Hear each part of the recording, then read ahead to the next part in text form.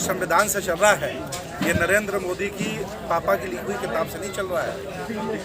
जनता चाहेगी उनको बदल देगी, उनकी औकात नहीं रहेगी किसान के कानून को बना पाए। ये देश लोकतंत्र चल रहा है और संविधान से चल रहा है। जी क्या राज करेंगे, वो 10 साल जिंदा नहीं रह पाएंगे, उनको 18 तो बीमारी है, 50 साल राज क्या करेंगे।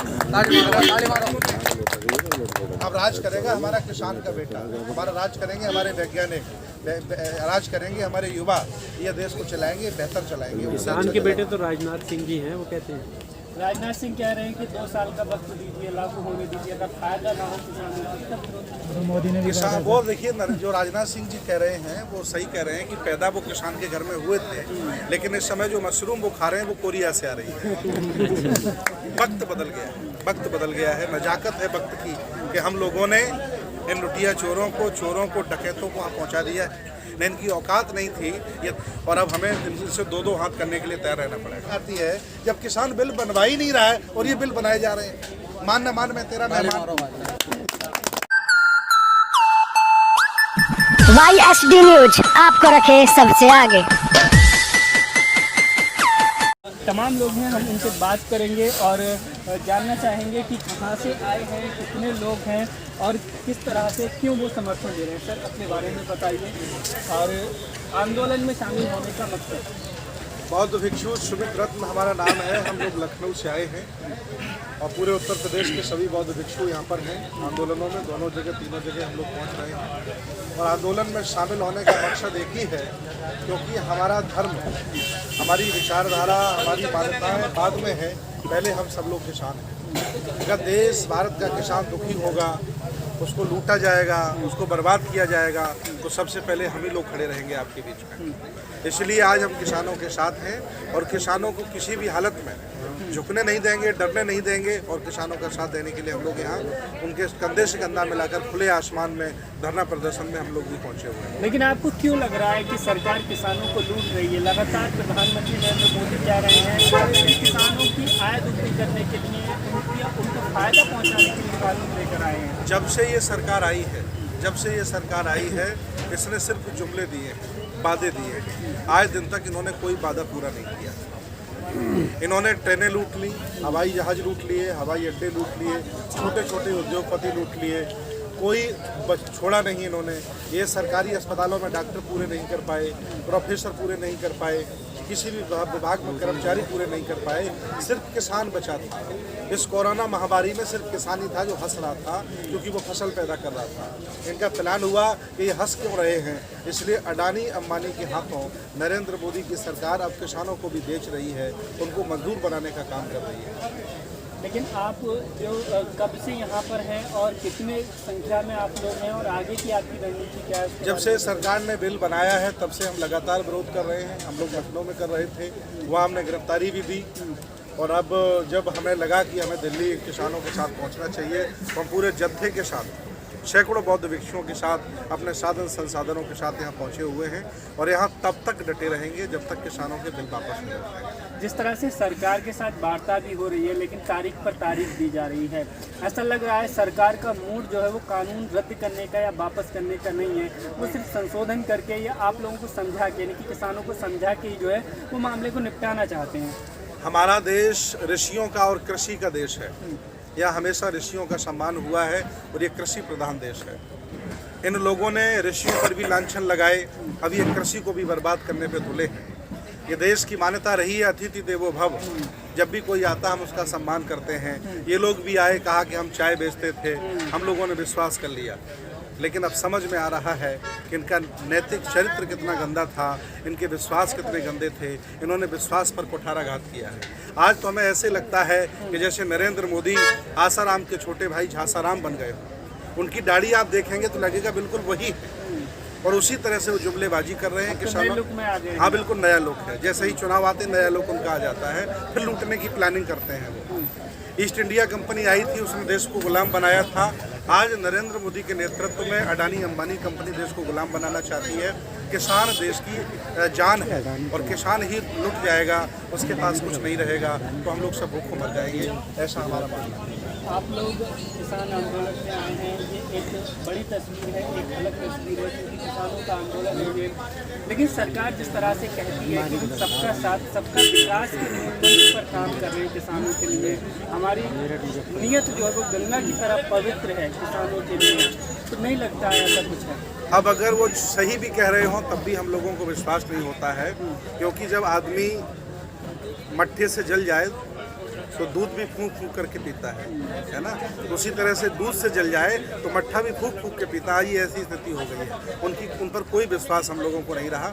अब बस एक ही मांग है कि किसानों के बिल वापस कर दें। अगर ये किसानों का बिल वापस नहीं हुआ तो किसान तो जैसे तैसे जी लेगा, लेकिन जिसके पास ज़मीन नहीं है वो 100 रुपये किलो आटा खाएगा, 200 रुपये किलो टमाटर खाएगा, 500 रुपये किलो सरसों का तेल खाएगा। ये होना तय है। चूँकि स्टॉक की लिमिट जिस तरह से इन्होंने ख़त्म कर दी है, बड़े लोग सारा स्टॉक भर लेंगे और जब बाज़ार में नहीं रहेगा तो उतार देंगे, सब लूट लेंगे देश का। जिस तरह से मंडियों के बाहर नई मंडियां बनाने की इनका जो प्रावधान है, अगर ये सफल हो गए तो बेचारा किसान आश्रित हो जाएगा इन लोगों की मंडियों पर, और जो पुरानी मंडियां थी वो अपने आप खत्म हो जाएंगी, अड़तिया भूखों मर जाएंगे। ये प्लानिंग है। इस तरह से हम लोग विरोध कर रहे हैं। ये कृषि बिल जो है, ये किसानों का जो बिल है, ये बहुत दुखदाई है, बहुत ही दुखदाई है। इसको सरकार को वापस, बहुत दुखदाई की आप बात कर रहे हैं, लेकिन सरकार ये भी दावा कर रही है कि हमारे समर्थन में लोग हैं, इस कानून के समर्थन में भी किसान हैं, और ये जो विरोध कर रहे हैं ये हरियाणा और पंजाब के सिर्फ किसान हैं, थोड़े से किसान हैं। उनका आरोप निराधार है। हम लोग उत्तर प्रदेश से, ये सारे लोग उत्तर प्रदेश के बैठे हुए हैं। ये हरियाणा पंजाब का आंदोलन नहीं है। यह देश का हर IAS, PCS, जजेस, डॉक्टर, इंजीनियर, नेता, अभिनेता, व्यापारी, सन्यासी, मास्टर, सामाजिक, राजनीतिक, धार्मिक, आर्थिक सभी लोग किसानों के साथ लग गए हैं। ये किसानों का आंदोलन है और ये जन आंदोलन का रूप ले रहा है। अगर सरकार नहीं चाहती तो इनका हश्र वही होगा जो गद्दाफी का हुआ था और हुस्नी मुबारक का हुआ था। ऐसी स्थिति बनने वाली है। कहा जाता है प्रचंड बहुमत की सरकार है, जो भी फैसले लेती है अटल रहती है। इससे पहले भी तमाम फैसले लिए, विरोध हुआ, लेकिन सरकार बैकफुट पर नहीं गई। उनकी आंखों का पानी न मर जाए, ये लोकतंत्र है। लोकतंत्र के दौर में हम लोग 5 साल बाद प्रधानमंत्री का नया चेहरा देखते हैं। ये देश संविधान से चल रहा है। ये नरेंद्र मोदी की पापा की लिखी हुई किताब से नहीं चल रहा है। जनता चाहेगी उनको बदल देगी, उनकी औकात नहीं रहेगी किसान के कानून को बना पाए। ये देश लोकतंत्र चल रहा है और संविधान से चल रहा है। कहते हैं विश्व गुरु बनने की तरफ हमारा देश अग्रसर है, मोदी जी देश इसमें बहुत काम कर रहे हैं, यूपी में रामराज की बात कही जाती है। देश विश्व गुरु है और था और रहेगा, उसमें नरेंद्र मोदी का कोई योगदान नहीं है। वो हमारे संतों, गुरुओं, महापुरुषों ने बहुत कुर्बानी दी है, तब जाके देश विश्व गुरु बना है। इन्होंने तो इसको बर्बाद गुरु बनाने का प्लान किया था, लेकिन वो सफल नहीं हो पा रहे। आप लोगों की क्या भूमिका, आगे रणनीति क्या रहने वाली है अगर ये आंदोलन चलता है, सरकार फैसले वापस नहीं लेती है तो? हम लोग अहिंसा के पुजारी हैं। किसी भी तरह से सरकारी संपत्ति का नुकसान नहीं करेंगे, क्योंकि सरकारी संपत्ति इनके बाप की नहीं है, हम लोगों की है। हम लोगों ने टैक्स दे करके बनाई है। हम किसी भी तरह की हिंसा नहीं फैलाएंगे, हिंसा पर डटे रहेंगे। अगर अभी सरकार नहीं मानती तो हम 1 साल तक यहीं बैठने को तैयार हैं, लेकिन वापस नहीं जाएंगे जब तक कानून वापस नहीं। क्या और भी संत भिक्षु आपके साथ में? बहुत मैंने आह्वान किया है तमाम लोगों से, जो मंदिरों में बड़े बड़े पेट निकाल करके बाबा बैठे हैं, जिन्होंने आम जनमानस का बहुत दान लूटा है, उनसे भी हम आह्वान कर रहे हैं कि तो शर्म हो तुम्हें, तो आइए किसानों के हम चाय पिलाइए। अगर यहाँ नानक दे बंदे, सरदार ना आए होते, सिख ना आए होते, तो आंदोलनकारी भूखों मर गए होते। धन्यवाद देता हूँ उनको कि उन्होंने आकर के यहाँ हम लोगों का मान सम्मान बनाया है। और मैं एक बात बता दूं, आज नहीं कल ये सरकार किसानों के दरवाजे मत्था टेकेगी। दुनिया की कोई ताकत नहीं रोक सकती है। ये किसान ये हमारा साहस और हमारा धैर्य देख रहे हैं, और हमारी धैर्य में और साहस में जीत हो रही है। सरकार के लोग इस समय सोने की दवा खा करके सो रहे हैं, उनको नींदें नहीं आ रही हैं। सरकार बैकफुट पर है। मुझे उम्मीद है कि बिल वापस होगा। एक आक्रोश की स्थिति है काफ़ी बड़े पैमाने पर, लेकिन सरकार के लोग कह रहे हैं कि देखो हर चुनाव हम जीत रहे हैं, अगर हमारे काम अच्छे नहीं होते, जनता को पसंद नहीं आते, तो हमको वोट क्यों देती जनता? ये जितनी भी जनता यहाँ बैठी हुई है, बेसिकली इन्होंने सब लोगों ने बीजेपी को वोट दिया, लेकिन अब ये बीजेपी को वोट नहीं दे रहे। और अभी जितने भी 6 महीने में चुनाव हुए हैं, चाहे वो एमपीज़ के हों, चाहे एमएलएज़ के हों, और चाहे नगर पंचायत के हों, चाहे निकाय के हों चुनाव या उपचुनाव हों, हर जगह बीजेपी चुनाव हार रही है। बहुत बुरी इनकी स्थिति होने वाली है। इनकी इतनी बुरी स्थिति हो जाएगी कि एक एमपी एमएलए नहीं जिता पाएंगे, इतनी बुरी होने वाली है। अमित शाह जी कहते हैं 50 साल राज करेंगे। अमित शाह जी क्या राज करेंगे? वो 10 साल जिंदा नहीं रह पाएंगे, उनको 18 तो बीमारी है। 50 साल राज क्या करेंगे? अब राज करेगा हमारा किसान का बेटा, हमारा राज करेंगे हमारे वैज्ञानिक, राज करेंगे हमारे युवा, ये देश को चलाएंगे, बेहतर चलाएंगे। किसान के बेटे तो राजनाथ सिंह जी हैं, वो कहते हैं राजनाथ सिंह कह रहे हैं कि 2 साल का वक्त दीजिए, लागू होने दीजिए, अगर फायदा ना हो किसानों मोदी ने भी किसान वो देखिए जो राजनाथ सिंह जी कह रहे हैं वो सही कह रहे हैं कि पैदा वो किसान के घर में हुए थे, लेकिन इस समय जो मशरूम वो खा रहे हैं वो कोरिया से आ रही है।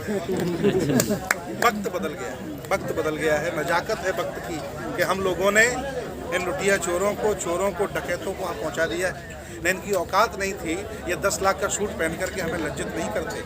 आज हमारा किसान जीन्स पहन लेता है तो लगता है पाकिस्तान से रुपया आ रहा है। अरे पाकिस्तान वाले क्या हमें रुपया देंगे? वो खुद ही भूखों मर रहे हैं।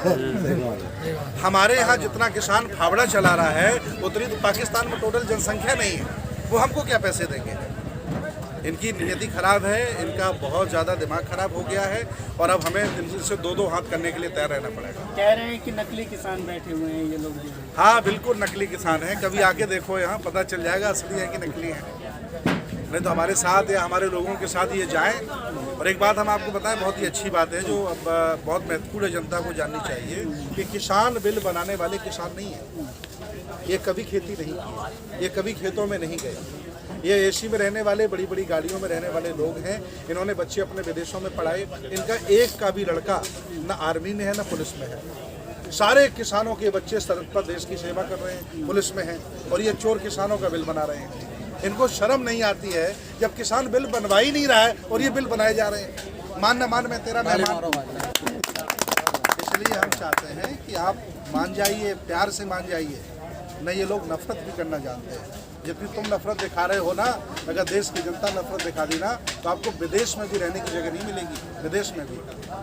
कानून रद्द करने के अलावा या वापस लेने के अलावा कोई रास्ता, कोई सुझाव, कोई विकल्प? कोई सुझाव नहीं, कोई रास्ता नहीं, कोई संशोधन नहीं। बिल वापस करिए जनाब, नहीं तो कुर्सी खाली करिए जनाब। इसके पहले कुछ स्वीकार नहीं।